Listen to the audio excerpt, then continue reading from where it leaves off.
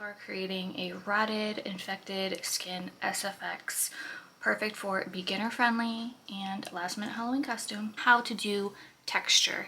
We're gonna do this affordable and minimal product just using an eyeshadow palette, glue, and a beauty sponge, a disposable beauty sponge.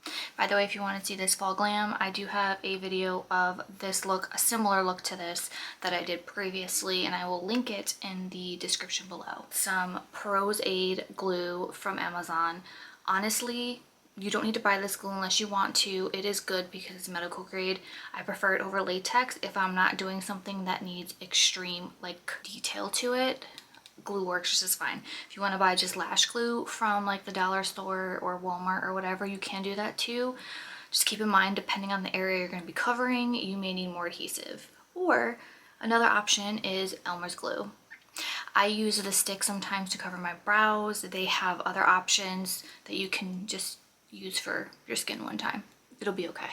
The next thing you're gonna have is a disposable beauty sponge, these nice little wedges. I bought a bag of them for like $4 at the dollar store, and you just take this, and this right here is what is going to create your texture. The final thing you'll need is an eyeshadow palette. I grabbed my Friday the 13th one just because it has all the tones I'm gonna use for this. That has just some grungy tones to it, because that's really what's gonna make this look sick. So you wanna start off by taking your sponge, and then you're going to create a side. I usually prefer this part, and you're just gonna start pulling at it. I'm gonna make a mess all over my floor. My cat's gonna love me for it. You're literally just going to keep plucking. You want the edges uneven. You see how it's creating uneven edges? That's what we want.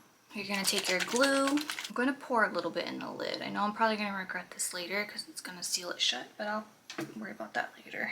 So I put the glue in the lid. I'm taking this side that's plucked and dipping it in. I'm not going to remove the makeup where I'm going to put it because I'm taking everything off anyway, but I would recommend just trying to keep that area clean of any like primers or setting sprays or anything like that, because the glue could become more irritating to your skin, but also may give it a harder time to stick. All right, you're gonna take the sponge with the glue and you're just going to tap, almost like you're sponge painting. So you'll notice when it starts to get clear, that is when the glue is setting. So you're gonna dip back into that glue in the same brush, and you're gonna go again, creating that same pattern.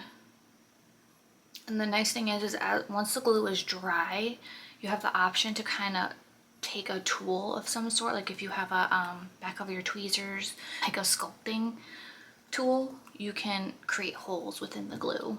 I was trying to see if I was able to find my sculpting tool, but I can't. So I grabbed my little tool I use for gems, and I'm gonna take the back part of this and actually just start, you just kind of swirl in there and make your detail work.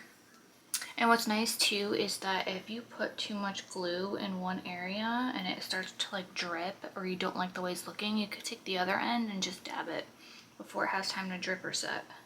Okay, you're gonna know it's dry and ready when it goes completely clear. Once it's there, you're going to take a setting powder, a translucent setting powder. I'm going in with the Mayron color set. This is the one I prefer because I use setting powder so much for my Halloween looks. All right, the key is to put a little bit in the lid and then swirl the brush in it. Just gonna pat it right on top. This is gonna get rid of the shine, the tack, and you're also going to be able to see a little bit better where your texture is. So I wanted a variety of browns, and this palette has them, so that's what we're gonna use. Go ahead and take a fluffy brush and the palette. I'm gonna start off with that cool tone brown right here, and then you're just gonna pat it around the area. A little bit of a darker brown, we're gonna go in with this one right here with that same technique and just stipple it on. And so we're gonna start seeing the holes come together. All that texture is gonna start coming out. Okay, now we're gonna go in one more time with the even deeper brown, this one right here. You're just gonna focus this in only a couple areas though, to give it some dimension, and make sure you're lightly tapping outside where that glue ends. And we're gonna start going in with the green. I'm switching brushes though and going in now with a flat brush. This is gonna be a more focused, my holes more like color. We're gonna use this to focus more of the color into the holes. So taking that green,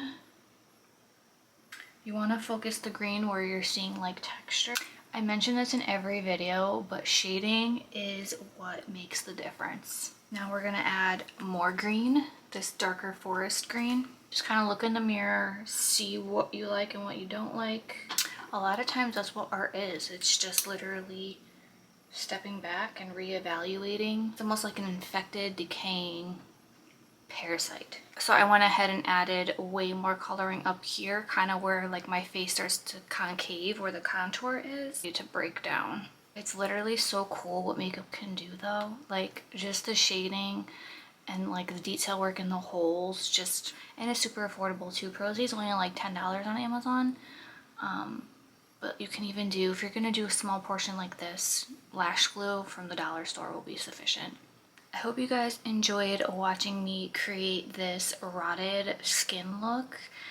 I actually think this is perfect for a last minute Halloween costume if you want to just do regular eye makeup and then just throw on some of this to create an infected look, a rotting look.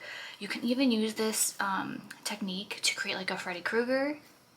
If you position your glue correctly, you absolutely could do this method with it.